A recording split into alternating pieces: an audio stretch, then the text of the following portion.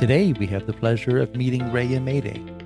She's a dedicated meteorologist and a key figure in organizing emergency responses to natural disasters. Growing up in Florida, her fascination with weather and disasters began in 2004 when Hurricane Charley swept over her home. This event ignited a lifelong passion that has taken her on an incredible journey across various regions and weather phenomena. Throughout her career, Raya has worked as a meteorologist in multiple locations, quickly realizing the critical importance of effectively communicating the potential impacts of weather forecasts.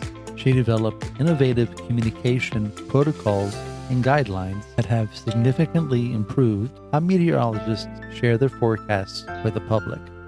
Recently, Raya played a crucial role in assisting with the aftermath of Hurricane Helene. Hurricane Helene, as you'll remember, devastated western North Carolina and parts of eastern Tennessee. Her efforts in helping coordinate the response strategies made a substantial difference in these affected communities. Raya is a shining example of the new generation of weather heroes, paving the way for future meteorologists and emergency responders. Her dedication and expertise continue to inspire and lead the way. This is Kevin Peterson. Welcome to Weather Heroes. Today we're joined by Raya Maday. Raya is a meteorologist and has had several roles within the private and public sector involving meteorology, and she's going to talk to us today a little bit about that, but we're going to start off with asking Raya, what got you interested in meteorology to begin with? What is your story? Hey everyone, and thank you so much for having me on this podcast. My name's Raya Maday, yes, like the international distress signal Mayday. And my first name, some people call me Raya Sunshine, so some also say that I'm born for weather and emergencies, anywhere from sunshine to tornadoes. My background started living in Florida during the 04-05 hurricane season. Charlie actually went right through our neighborhood in Daytona Beach. And I will say it was one of the cooler experiences. My dad boarded up the whole house, and we couldn't really see much outside, but he made 2 pinholes just tall enough for a 7-year-old to see through. So I could still see what was happening outside. There was a chicken coop being destroyed across the road, and then there was nothing. It was silent. The sun was starting to come out, and my dad gets really excited, and he says, "Okay, we can go outside just for a little bit." And I'm like, "How? There's a huge storm outside. How can we even go outside?" And we go outside and you can see, it's called an eye wall for a reason. You can see a wall of clouds. I didn't know that at that time, but I'm pretty sure that's what sparked my interest in meteorology, because even later on, my dad owns a palm tree farm, and we would help prep his farm to get ready for these storms laying down the palm trees. Anything we can do to prep. So his eye was on the weather more than I've ever seen anyone. He knew all the meteorologists by heart. He could tell their whole history and their experiences. So I really think it was my dad with his love of weather, and that really inspired me to become a meteorologist. Well, that's a great origin story. The origin of what got me really involved in weather was Hurricane Andrew in 1992. I lived in Miami. So, Oh, no way. yeah. So, hello, Florida person. Hi, Florida person. Now you go, and I guess you go to meteorology school, college, university. Where was that, and how did that go? I ended up going to Embry-Riddle Aeronautical University, and yes, they have a meteorology program there. It's really cool. It was a very small program, and initially I went to really do it for broadcast meteorology. I was like, I want to do broadcast. I want to make sure the public knows the information. But as I started to learn more, kind of halfway through my meteorology career, they opened up a minor called emergency management. And I was really the first minor in that to happen in the whole college. So it was kind of a rocky start. The instructors were really nice and kind about as we kind of transitioned and how are we going to do this together. So I was the only student that that fall. And I ended up getting a minor in emergency management and even did an internship at the local emergency operations center too. Tell us, what does an emergency operations center do? They do a lot more than you think. They're like the golden liaison of your district, your county where you're at. And they're there to support you. They know all the connections to make the right moves happen, whether it's to remove debris in your front yard after a storm or whether or not we need to put the sirens on. during a tornado, or even a high wind event of some sirens go off at 80 miles per hour as well.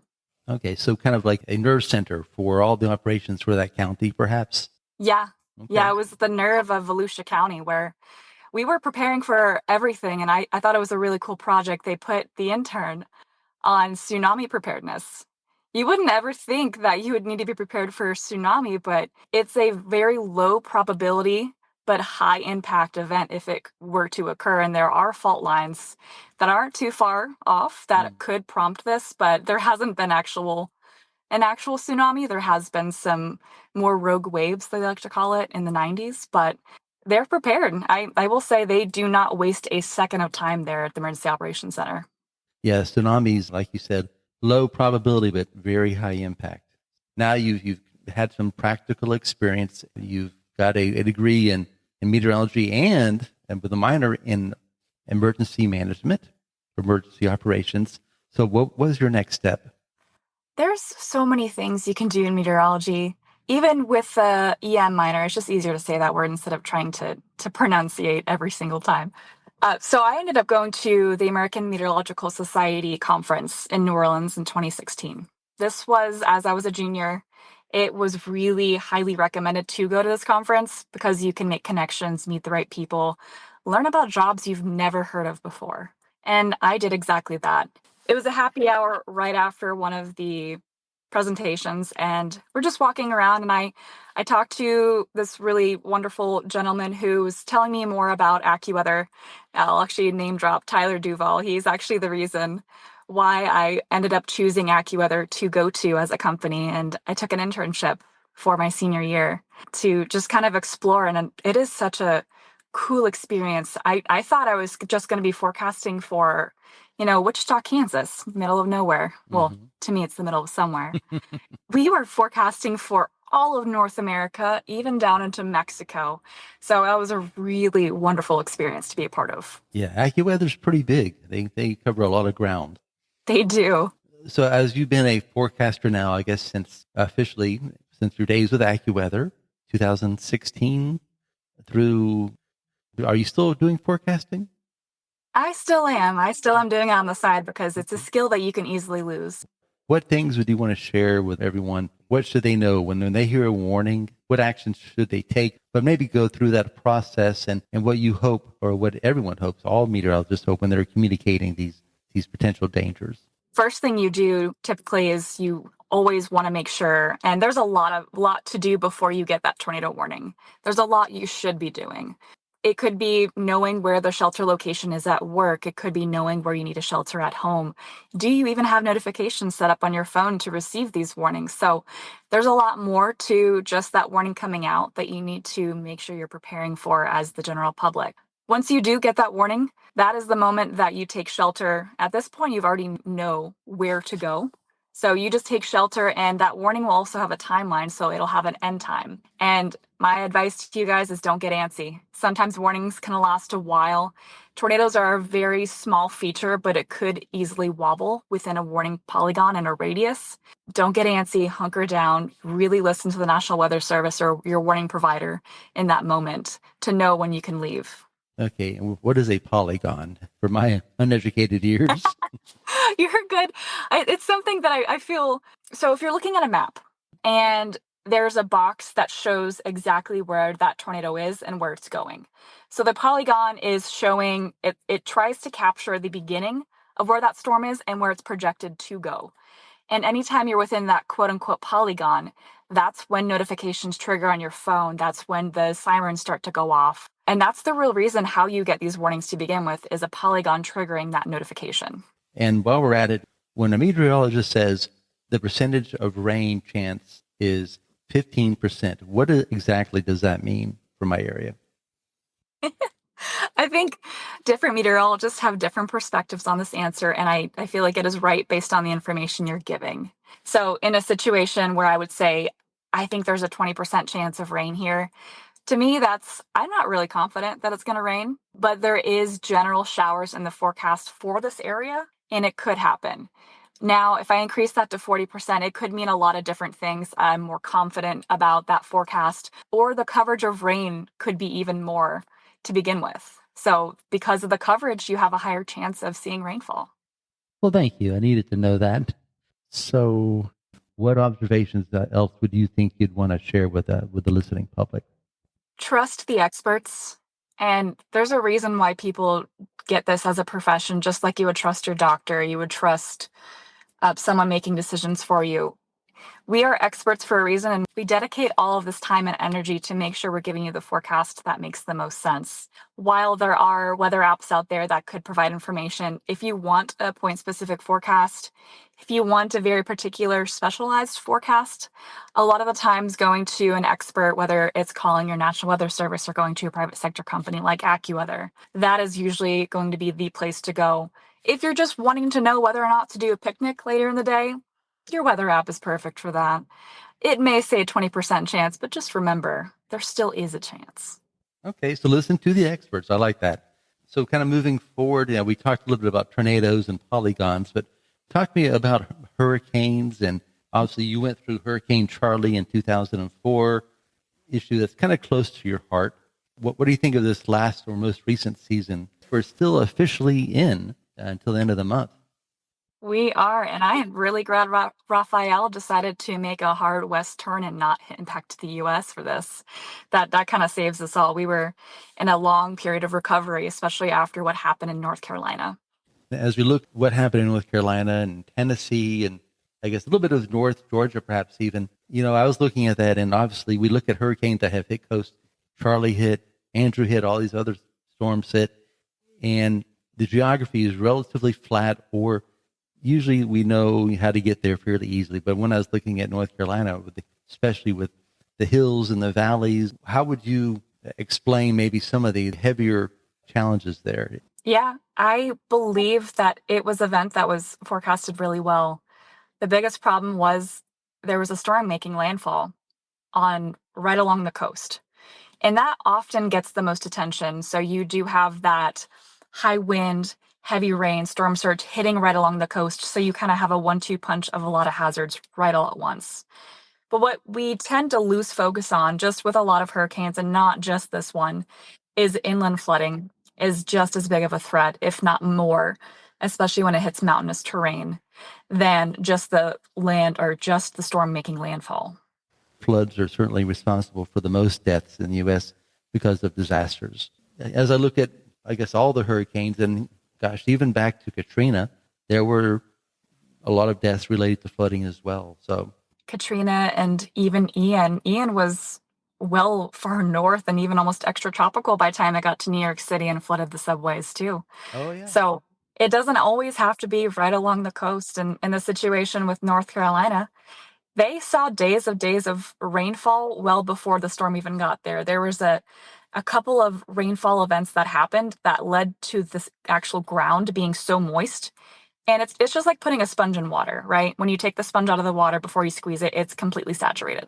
That was the ground in North Carolina right before the rain hit for this event. So it could not handle any more water at that point. And that's such a good observation. I remember, I've actually got a map of Opal, for example, which I think was 1996, showing the impact. It went in through Alabama, but it really caused a lot of damage through Georgia. And we look at really Katrina going across all the southeast. But even in 2008, we had Hurricane Ike that almost went straight up, and thousands and thousands of losses in homes damaged, even as far north as Illinois. And that's yeah. that's such a good point to kind of magnify, right? Mm-hmm. Where you can have this event happen right along the coast, but the attention really never gets pulled inland until it's almost happening, right? Right. You kind of take your eye off the ball if you live in Illinois. And again, that's what you say, listen to the experts. Well, Yeah, and they're like, oh, it's just another hurricane that's going to bring flooding rainfall. Yes, it was a hurricane that brought flooding rainfall, but what happened before set the stage for how bad it was the previous days on days of rainfall. In any other circumstance, the amount of rain that they got still, yes, would have been in fact impactful. But because of the crowns being so saturated, it just became a bigger event than anyone could have imagined. A confluence of events. I'm not a unicausal advocate. I always think there's multiple causes to things, and I think that's another example there. Anything around your background, your observations from the work you've done as a meteorologist and other jobs in the past that you would like to share with the audience? I would. I kind of want to point my direction on communication. As a meteorologist, we go to school, we learn everything about math, physics, science that you could possibly digest and maybe even not remember in the next couple of years. But it is so heavy on the sciences and on the math that what often gets lost is how to communicate. So something I wanted to make sure that we were doing well at my previous job at AccuWeather was how are we communicating to our clients and how can we do better? After that, I created almost a communication program where I drafted almost a template on what we can follow that hits all the clients' needs. Like, when is it going to start? Obviously, you need to be prepared well ahead of time. When is it going to be the worst? When do we need to shut down everything? And when can we start to recover? So those are really the main points that the clients that I was talking to really wanted to highlight, along with what are the high winds going to be? What's the rainfall going to be? What other things could we think about? Is there going to be closures at airports? Are there going to be roads that are going to be shut down? So there are so many things that can impact clients that AccuWeather has, because it could be anything from transportation to logistics to even events. Well, Raya, it's been such a pleasure meeting you and getting to know your Weather Hero story. I want to thank you so much for allowing me to come and join this podcast. This is a really cool experience to get to talk to you, and what you're doing here is a really wonderful thing, getting to kind of highlight the weather heroes out in the community. Well, thank you, and have a great day. You too.